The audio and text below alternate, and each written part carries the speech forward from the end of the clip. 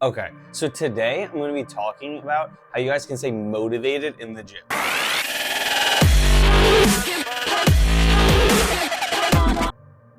So the first thing is, I would figure out what time of day you actually feel the most motivated at. Like for me, I know I feel the most motivated in the morning. That's why I always lift in the morning. Like for example, when I was student teaching last semester, I had to be at the school I had to leave my apartment at 7:50 to be at the school at around 8:30. So I would wake up at 5 a.m. so that I could get like a 45-minute-ish workout in before I went to the school. Because I know for me, I'm way more motivated in the morning. I knew those days when I got back from school, basically working like a 40-hour work week, I knew I didn't have the energy to really push myself in the gym. I knew I could get myself there, but I don't want to just get myself there. For me, I wanted to be able to push myself. So I knew that I had to go in the morning. That's just what it was going to be for me.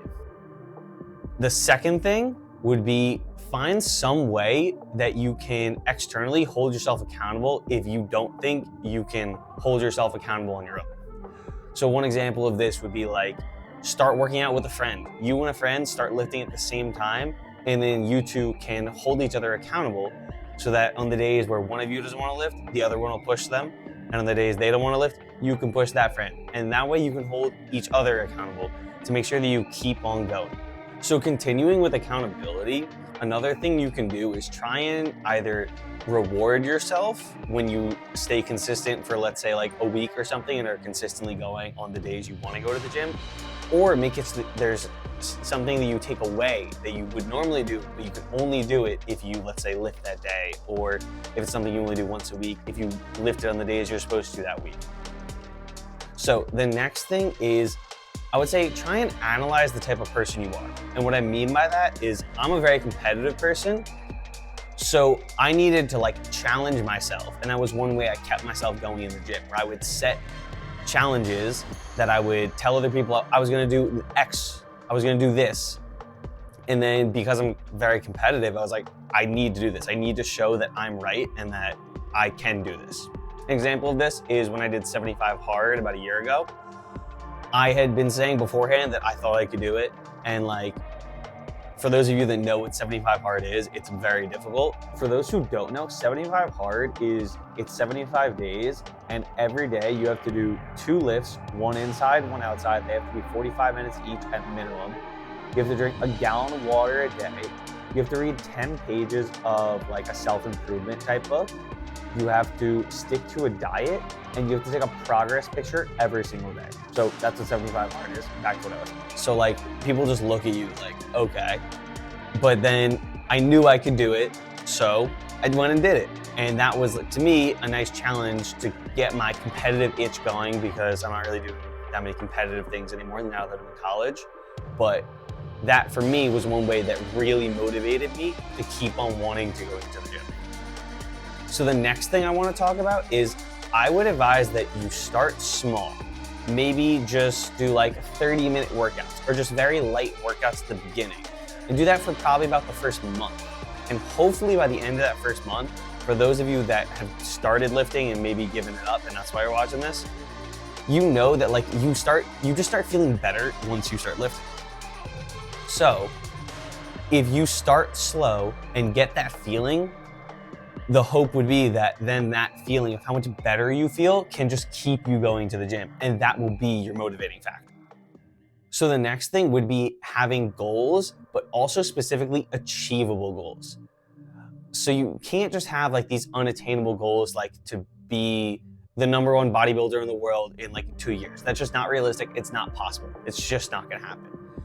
You can strive for big goals like that in the long term, but along with those long-term goals, you also need short-term goals for yourself so you can actually see the progress you're making. So for example, if your goal is to lose 50 pounds in, let's say like a year, you want to lose 50 pounds in a year, great. But what you also need is you should have a goal for every maybe 2-week span. Maybe you're trying to lose 2 to 4 pounds every 2 weeks, or maybe you're trying to lose 1 to 2 pounds every 2 weeks, or maybe you're trying to lose X amount of weight by the end of every month. So you need to have those short-term goals that you can see the progress being made on to keep you motivated to achieve those long-term goals, which would be, in this case, losing the 50 pounds in a year. So the next thing is you need to have a deadline, because having a goal is great. Let's say we'll go back to the example I used earlier. Yes, you want to lose 50 pounds. That is great. That's a great goal to have. But you need to have a deadline for that. Because if you just say you want to lose 50 pounds, you might say, oh, I'll just start going to the gym next week. Or it's one day, I'm just gonna skip today. And then that one day spirals into 2, 3, 4, and now you've lost all your progress. Or maybe you started lifting and now you wanna start dieting a little bit, but you'll start your diet next week. If you don't have that deadline, you can just keep saying next week, next week, next week, whatever. But when you have that deadline, maybe you can say next week once or twice, but you're just gonna then end up failing to meet your goals. And that's even worse. So you need to have a deadline on when you want to actually achieve your goals by. Okay, so the next thing is a lot of people get turned off due to lifting because they get bored. They don't want to just go and do the same thing every time. So I understand that, and I do mostly resistance training. What you can also do, even if you want to stay within one type of training, like I just do resistance training, would be you can mix up the type of exercises specifically you're doing. So maybe one day when you're hitting chest, you're doing a barbell bench, and the next time you're hitting chest, you're doing a dumbbell bench, and like just switching up the exercise, doing different variations of similar movements can just make the workouts a little more interesting and fun. Okay, so the next thing I want to talk about is you need a why. Like you need a reason for why you're lifting. So for me, I want to improve my physique, I want to feel better, and obviously if you couldn't tell already, I'm trying to do something with this fitness thing. So those are like a couple of my whys. In the past, it could have been like playing a sport. I know in some older people that are maybe in like their 40s, 50s, even 30s, or even late 20s, that have had a kid recently, a lot of times they might realize that they're out of shape. And because they've had a kid, now they realize, oh, I want to be able to do X, Y, and Z with my kid when they grow up. But I'm not literally in the physical conditions to be able to do that right now. So they see that they need to make a change, and that's their why, so that they can do it with their kids when their kids grow up. So you have to find your why, because if you don't have a why, it's gonna be very difficult to stick with the gym. Okay, so the next thing I would say is you need to be able to surround yourself with like-minded people. So this can be online, this can be in person, because I know a lot of you are probably thinking, well, my friends don't lift. You can try and get them into the gym, like I said in one of the earlier tips, or you can find other people online that have similar goals.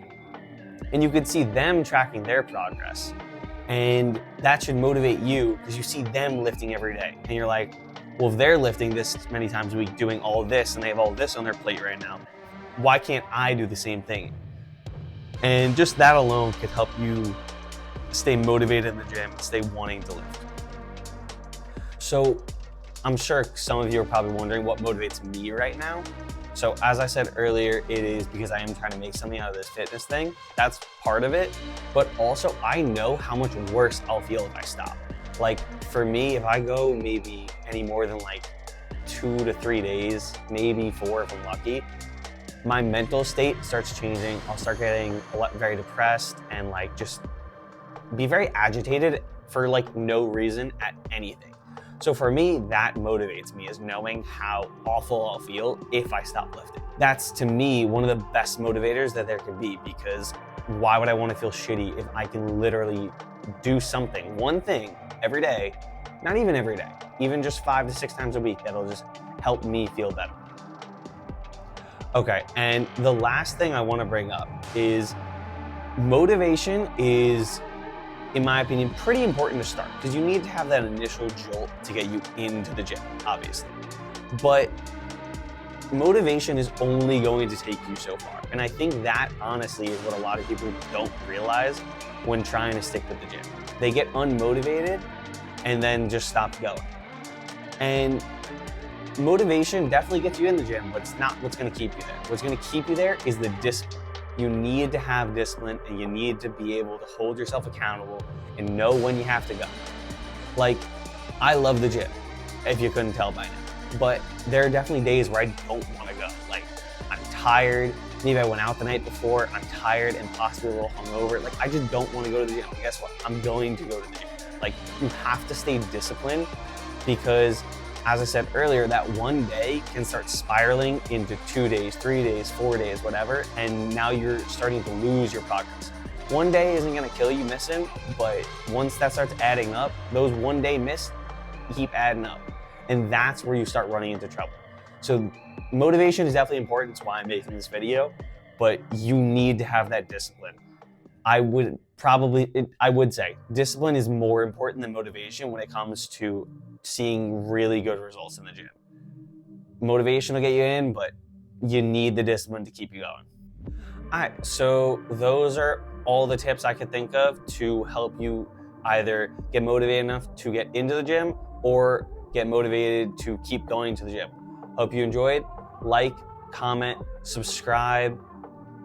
Send this to anyone who has ever thought about going to the gym. And I will catch y'all next Sunday at 5 p.m. Catch you there.